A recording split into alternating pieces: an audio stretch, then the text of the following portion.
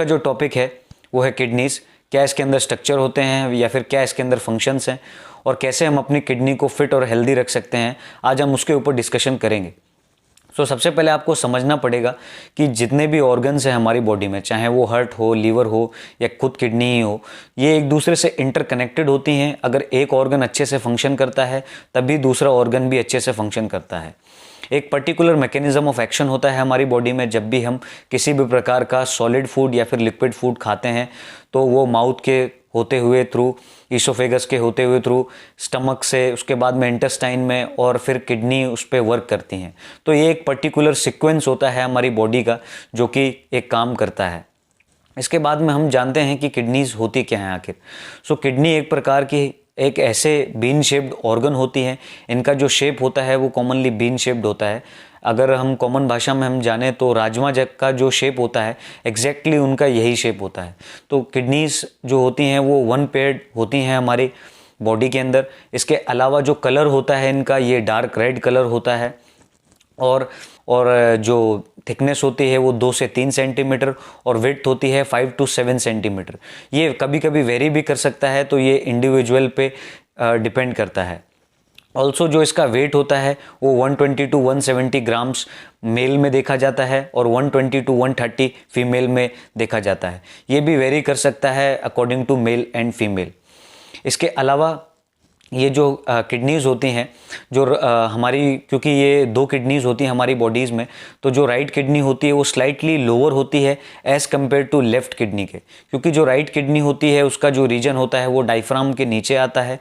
Means जो right kidney है उसके जस्ट ऊपर एक तरह से लीवर एसोसिएटेड होता है उससे। तो क्योंकि एक लीवर एक लार्जेस्ट ऑर्गन है जिसके कारण वो काफ़ी कवर कर लेता है, तो किडनी अपने आप को सेटल करने के लिए थोड़ा सा लोअर होती है। उसी हिसाब से हमारी बॉडी का स्ट्रक्चर बन जाता है। वर्टिब्रल लेवल अगर हम देखें हमारी किडनी का तो T12 से लेके L3 तक होता है। कभी भी आप देखेंगे जब आप डॉक्टर्स के पास जाते हैं तो वो डायग्नोस करके आपको बताएंगे कि ये आपका लेवल है और यहीं आपके आसपास के रीजन में आपको समस्या तो नहीं है। तो कॉमनली ये चीज़ें होती है। इसके अलावा जो किडनीज होती हैं उनका ना केवल, अब हम उसके फंक्शंस के बारे में जान लेते हैं। फंक्शंस में सबसे जो इम्पोर्टेंट चीज़ ये है, ये ना केवल एक्सक्रीशन के ही काम में आते हैं बल्कि ये फिल्ट्रेशन ऑफ ब्लड के काम में भी आते हैं। तो इसका जो पहला फंक्शन है वो है एक्सक्रीशन। एक्सक्रीशन में चाहे हमारी बॉडी में बन रहा हो या फिर क्रिएटिन बन रहा हो, ये जो भी प्रकार का जो सॉलिड वेस्ट प्रोडक्ट हो या किसी भी प्रकार का वेस्ट प्रोडक्ट हो, किडनी उसको अच्छे से एलिमिनेट करती है और कोशिश करती है कि वो एक अच्छा ब्लड फिल्टर कर सके, जिसमें उसकी मदद नेफ्रॉन्स करते हैं जो कि स्ट्रक्चरल और फंक्शनल यूनिट भी होते हैं किडनीज़ के। जो दूसरा फंक्शन है वो होता है फिल्ट्रेशन। और फिल्ट्रेशन में आप समझते ही हैं कि हमेशा हमारी बॉडी के अंदर कॉमनली 5 से 6 लीटर ब्लड होता है। उसके अलावा ये जो ब्लड होता है ये किडनी बार बार छानती है 24 घंटों के टाइम में। तो 180 लीटर के आसपास ब्लड जो होता है वो इसमें फ़िल्टर हो जाता है इन 24 हार्स। तो ये एक कॉमनली चीज़ होती है। और जो किडनीज़ होती हैं हमारी, वो हमारे ब्लड प्रेशर को कंट्रोल करने में भी मदद करती है। तो कॉमनली ये सोचते हैं कि जो हमारा हार्ट होता है वही सिर्फ ब्लड प्रेशर को कंट्रोल करता है, पर ऐसा नहीं है। हमारी किडनीज़ भी ब्लड प्रेशर को कंट्रोल करती है।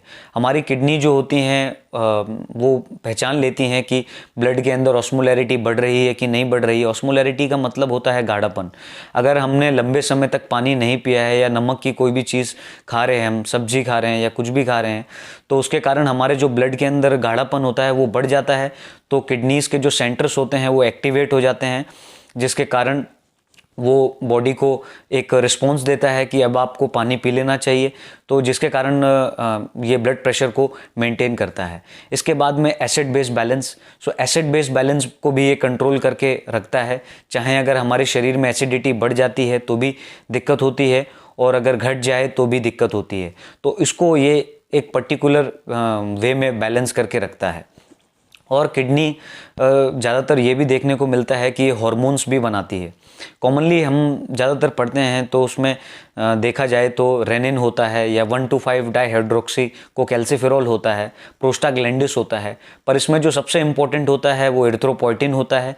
एरिथ्रोपोइटिन हमारी बॉडी के अंदर जब भी खून की कमी होती है, हीमोग्लोबिन की कमी होती है, तो ये एक पर्टिकुलर बोन मैरो को संदेश देता है ताकि वो ज़्यादा से ज़्यादा रेड ब्लड सेल्स बनाए, मीन्स हमारी जो ग्रंथियाँ हैं उसको क्रिएट करे और हमारी बॉडी में एक प्रॉपर ब्लड का वॉल्यूम है उसको बरकरार रखे, ताकि हमारी बॉडी हेल्दी रहे।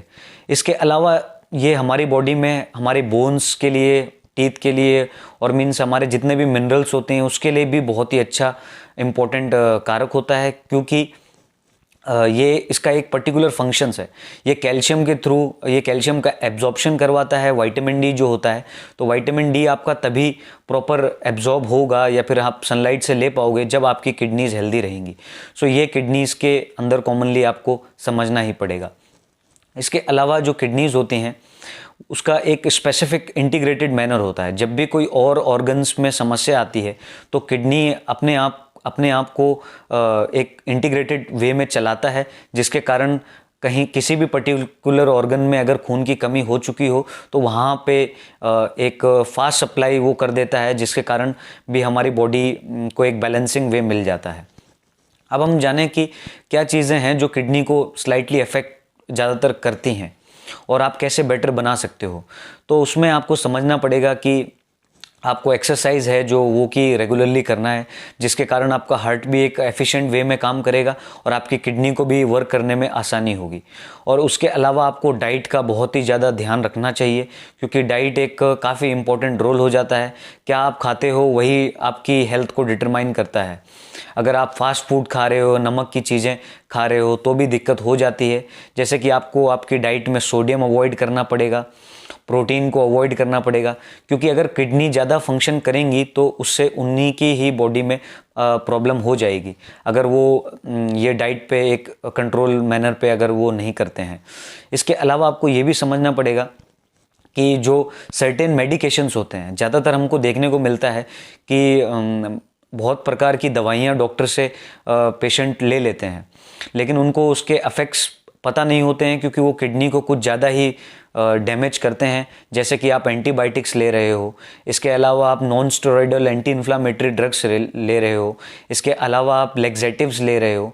तो ये आप अगर इस प्रकार की आप दवाइयाँ खाओगे या किसी भी प्रकार की आप दवाइयाँ खाओगे तो वो आपके लीवर पे इफेक्ट होता है और आपके किडनी पे इफेक्ट होता है। तो आप कभी भी जाते हैं तो आप हमेशा देखिए कि कौन सी मेडिसिन प्रिस्क्राइब की है और उसको किस वे में दिया जा रहा है और कितनी क्वांटिटी में हमको लेना है। तो ये भी एक इम्पॉर्टेंट चीज़ रहती है।